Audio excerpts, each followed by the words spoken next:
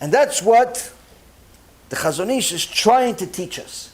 He's trying to teach us that having emunah is not necessarily just an aspiration you should have, a goal that one day I'm going to have it. It's in essence survival. Survival. Because without this emunah, we're bound to make mistakes that we wouldn't make otherwise. But how do we get this emunah? Not by working on emunah, rather by working on our character traits. Now the Chazon Ish gives us 4 principles of faith. These are surely out of the 13 principles of faith, but he highlights these 4 to finish off the chapter. 1. I believe with perfect faith that the Creator, blessed be His name, is the Creator and guide for all created beings, and that He alone did, does, and will do all universal acts. אני מאמין באמונה שלמה שהבורא יתברך שמו הוא מנהיג ובורא לכל הבירואים, והוא לבדו עשה, עושה ויעשה לכל המעשים. Now this may seem like some blanket statement that somebody can say 50 times a week but never really internalize it. When a person internalizes it, automatically your emunah meter increases by a few percentage points. Increase a few percentage points. You know, sometimes the computers today or phones or different things, they have different software that tells you, listen, your system is not working up to its standards, but if you do what's suggested over here, it'll improve it by X amount of percentage. And you just press yes, like I do, because I don't know what I'm doing. So I just press, yeah, sure, I'll listen. I'll buy in. Does it cost any money? I'll buy in. That's 3 more percent. And automatically my percentages go up 3%. I feel like I achieved something in life. Look, my Google profile is 3% higher now. But that's, you think you achieved something in life. Here is actually a real way of how to achieve something in life. I believe with perfect faith that the Creator, blessed be His name, is the Creator and guide for all created beings. Stop here. What does it mean? That He's the Creator and guide for all beings. That means that guy that just cut you off, He created him too. That means that the fact that He cut you off, He allowed it. Like, it's not only that He created and He's also Hashem's son, He's also Hashem's creation, is that Hashem is the one that allowed Him to cut you off, that allowed Him to steal your check, that allowed Him to put something in your tire, that allowed Him to do whatever it is that He did to you that you don't like. Hashem is the one that did that. He guided that whole relationship you have. Doesn't mean that He made him do it. He did it himself. But He wanted to do that. You deserve for that to happen to you. Hashem made a shidduch. מגלגלין זכות על ידי זכאי וחובה על ידי חייב. The Beit Din of heaven brings the merit to the one that has merit, good to the one that has merit, and the not so good to the one that doesn't have, to the one that has a obligation. So, a person that has a terrible experience on the way to work, don't blame the guy that cut you off. Don't blame the policeman that pulled you over. Don't blame the guy that is pulling your car now because you parked in the wrong next to a hydrant. Don't yell at the teller behind the cash register. Don't yell at anybody. Hashem is the one that created them. That's number one. So they're also Hashem's kid. So who are you to yell at Hashem's kids? That's number one. Number two, Hashem is the one that did this. Like this whole terrible relationship that you have and without your will, Hashem is the one that made this shidduch happen. What are you so upset about for? He's the one that did it. You shouldn't yell at Him. You should yell at yourself, because why did you put yourself in this position? Meaning, the only one we should ever be upset about is ourselves. Yes, surely this is very difficult. Why? Because the negativity is coming from her. It's coming from him. It's coming from somewhere else. It's not coming. Hashem is not sending you a message. Hey, by the way, I'm sending you some real jerk to your shop, and he's going to give you a run for your money. It doesn't say that to you. You're at your shop minding your own business. Some guy decides to come with 57 questions from the year 1927. It's like, what do you want from me? Just, what is this, a show? Is it Jeopardy? What do you want from my life? Why are you asking me so many questions? No, I need to know before I buy. Okay, so you answer all the questions. You answer. 3 hours with the customer. After 3 hours, okay, so you ready to buy? No, I'm just going to buy it online. So why'd you come to me? Well, they didn't have these answers online. So I figured you could save me time. Why don't we give you the answers? Because I thought you were going to buy for me. Oh, sorry about that. All right, listen, it's 25% cheaper online. Now this guy is a real joke. But guess what? Hashem sent him. Hashem sent him to you. What? I don't know. You have a bill with Hashem. Understanding and believing that the Creator is the guide for all created beings helps you arrive to that conclusion. And that conclusion, by default, lowers your anger by at least 50%. Because as soon as you know that every hand that hits you is Hashem, automatically you're not as angry. Why? It's upsetting, don't get me wrong, it's upsetting, but wait a minute. It's you, Hashem? Stop kidding, no? The Rebbe Mitzantz, the Klosenberg Rebbe, he was a Ish Kodesh. One time recommended that you guys listen to a rare vintage audio they have of him praying. Now all you hear is just him praying. You don't see anything. It's just a picture of him. But somebody was smart enough to record the Klosenberger Rebbe's prayer. But I'm not talking about the prayer of Yom Kippur or the prayer of if somebody just died. No, just a regular everyday prayer. When I heard it the first time, I couldn't listen to the whole thing. It was that just emotionally wrecking. I couldn't understand how a human being can pray like that. To get to such a level of emotion. I didn't understand how it's possible. You know when I finally understood? After I read his bio. Once I read his bio, I said, oh yeah, that's perfect, makes match. You have that life, of course you're going to cry. Of course you're going to cry. This person, this is a malach, this is an angel. The way he prayed every day was unbelievable. I wish I can get to such a level. And he had a very, very difficult life. In the Holocaust, Imach Shimon v'Zichram, the Nazis, murdered his wife and 10 kids. When he got news that his last kid was murdered, initially he was in a shock for a moment, and then within a few moments later, his smile returned. Went back to smiling.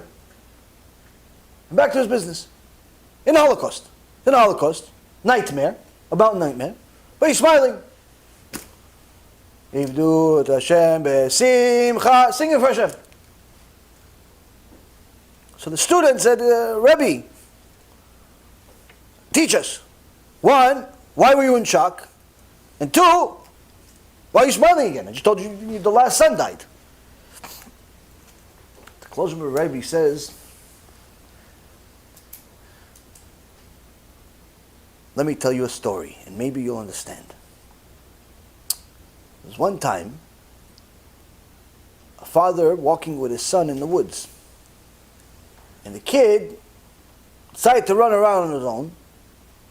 And before you know it, he got lost in the woods. And he didn't know where his father was. And he didn't know how to get back. So he continued walking in. And you know how the woods are. Keep walking, you lose yourself. And it started getting dark. And before you know it, it's pitch dark. And all types of animals and creatures are making sounds. And the kid is scared to death. He doesn't know where to go. He can't hear any voices, nothing. Suddenly, a hand hits him in the back. And he immediately turns around. And he realized, oh, Abba. He sees it's his dad. He said, when you told me that my last son was murdered by these Nazis, these Reshaim, I felt like a big hit. A big hit me. He said, who hit me so hard? And I was in a shock of who hit me such a hit. And I looked up, I said, oh, Abba. Oh, okay, it's you. It's you. Oh, you just gave me the key, you took him back? Oh, okay, it's you. He lent them to me, now he took them back. What's the big deal? What am I crying about? You're not born this way. And you can't just decide one day, I'm going to be the Rebbe of the town. This is Avodat Hashem. This is servitude of Hashem, day and night, and gluing yourself to Hashem to such an extent that you are trying to uncover every single rock, every single crease of every little bit of knowledge of how do I get closer to Hashem. And what the Chazon Ish is telling us is you want to do that, there's a very simple way. Work on your character traits, because perfecting your traits, your anger, your stinginess, your arrogance, your whatever negative trait people complain about that you have, work on them, eliminate them from your life, and that in itself will help you have more Emunah, have more faith in Hashem. To know that although that was a big hit, and it hurt at first, it's Abba's hand. So, when a person starts with the first principle, and he understands and believes that the Creator is the guide for all created beings, and that He alone did, does, and will do all, the combination of those words being internalized into our neshama should eliminate a large part of our stress, because now you know everything is from Hashem. There is no more, where was God when XYZ? There was no more, why did this happen? There's no, why is Hashem doing this? None of that stuff exists. Hashem is doing it, it must be good. Why? If He wanted to give you bad, there's a very different place designated for that. So, when a person understands it's the hand of Hashem, even if it hurts, he realizes, wait a minute, He's the one that got me here. He's the one that did everything to get me here. He's the one that's doing everything to get me to the next point, because He wants me to be somewhere else. Now, I don't understand why, but surely I know that He's the one doing it. Now, I'll give you a real life example I heard from Rav Biderman. Rav Biderman is an enormous Talmid Chacham and has fantastic real life stories. And a couple of people sent me this story, and he speaks in Yiddish, but Baruch Hashem, there's some tzaddik or tzaddikah that puts English subtitles under his videos. And what merit they have that this story is going to go out to many, many thousands more people now. Because it gave me such fantastic chizuk. And I told it already to a few people and everybody loved it. Best part about it is that it's real. And everyone can relate to it. So some months ago, a Jewish Israeli couple getting married. Now, as you know, in Israel, the lefty liberal government over there has turned the corona virus into an opportunity to become Gestapos, to become, really horrible soldiers taking advantage of their power and really punishing anyone that disagrees with them, mainly the religious people. And they made a lot of rules that are completely ridiculous, but nonetheless, the people have to live with them. So this couple knew that because of the coronavirus, they're not able to have so many people at the wedding. Surely they're a religious couple, so the dancing is separate anyway. The boys on one side, the girls on one side. But still, there's going to be some people. And surely they're not going to invite as many people as usual, but they figured that they're going to comply with the rules. So they had this wedding under coronavirus. And the party starts, they have the chuppah, everything is beautiful. The dancing begins. And shortly later, the police show up,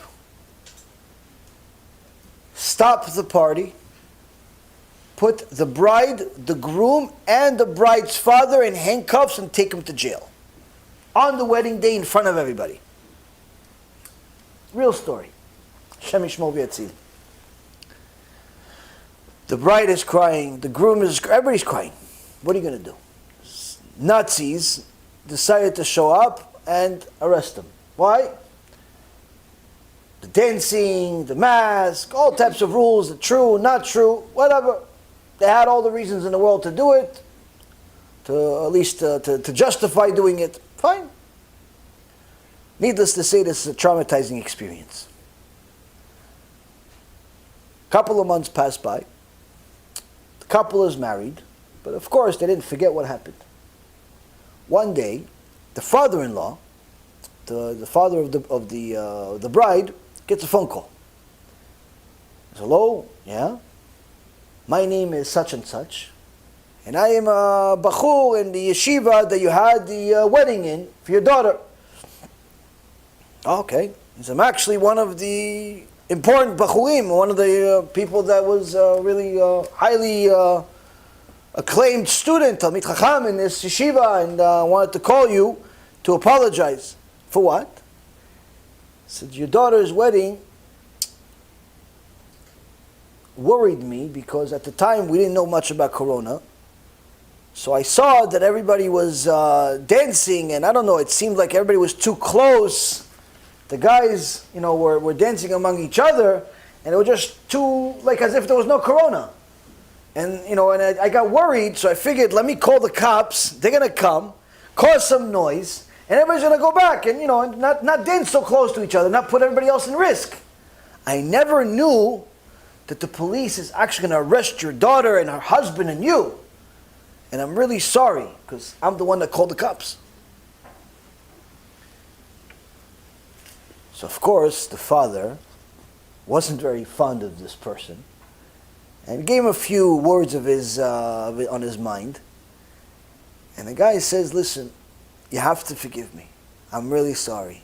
Because forgive you? Are you out of your mind? Forgive me? You know what kind of trauma you caused us? He says, please, you don't understand. Before this whole thing happened, because I am study hard and I'm known in the religious community and everything, during the time, I'm looking for a shidduch. I was getting phone calls every day from Shatchanim. Every day I was getting. The second I made this phone call, Hashem turned off the phone. No one calls me. No one's interested in me. No one, nothing. The well is dry. And please, I beg you to forgive me. The father says, no way. The guy starts hysterical, crying like a baby. Father says, no way. He's crying more. 5 minutes crying. After 5 minutes, a Jewish heart gets soft. So, after 5 minutes, the father says, okay, I can't forgive you yet, but I'll think about it. Call me tomorrow.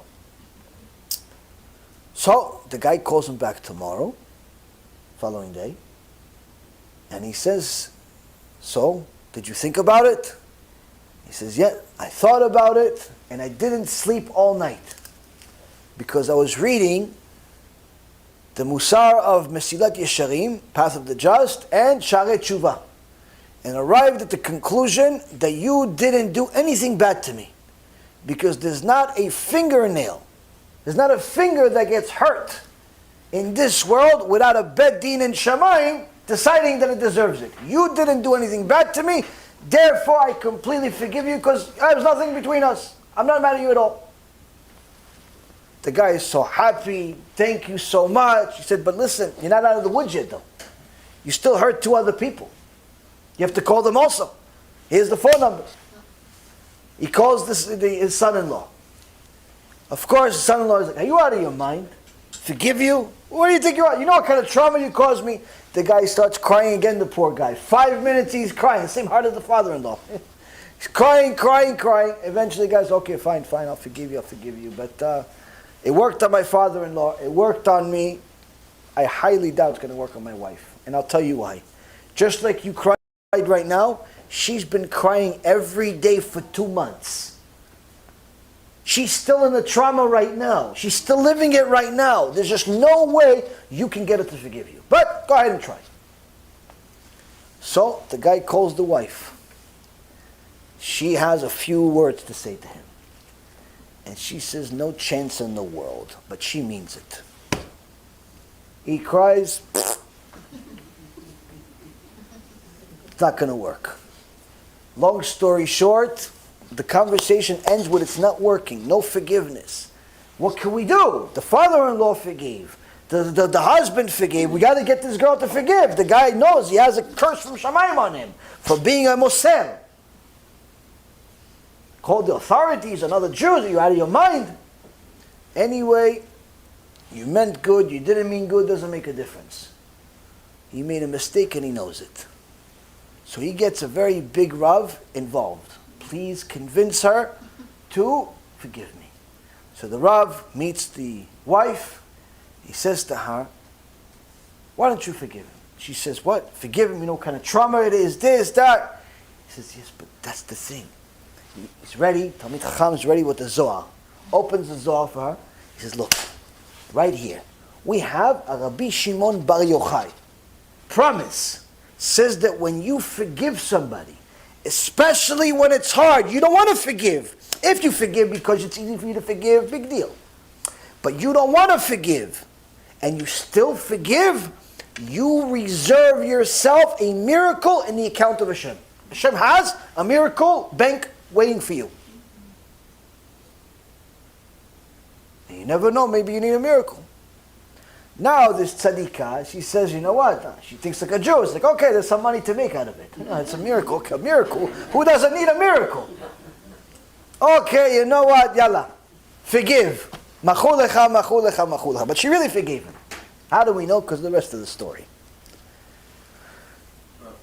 Now, let it go. Now, the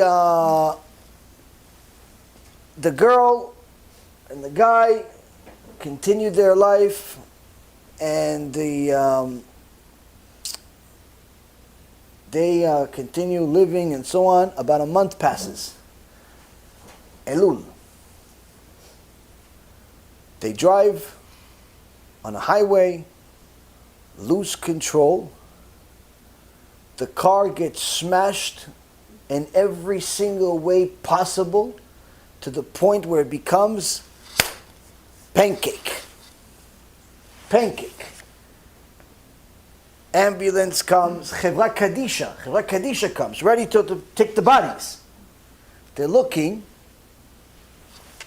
try to separate the metal, see what's in, what remains, and then a couple of people tell them, no, there's nobody else in there. He says, how do you know? Because we were in it.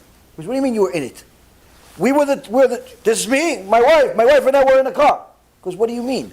There's not a single scratch on you. How did you get out of the car?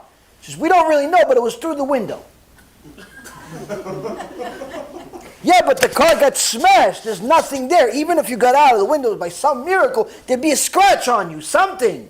If you fall in the street, just you missed a step, there's a little scab that's going to remind you of it 2 days later. You flew out of a car, not a scratch on you, must be a miracle. Must be a miracle. I had one in the account in Shamayim. You forgive when it's hard to forgive.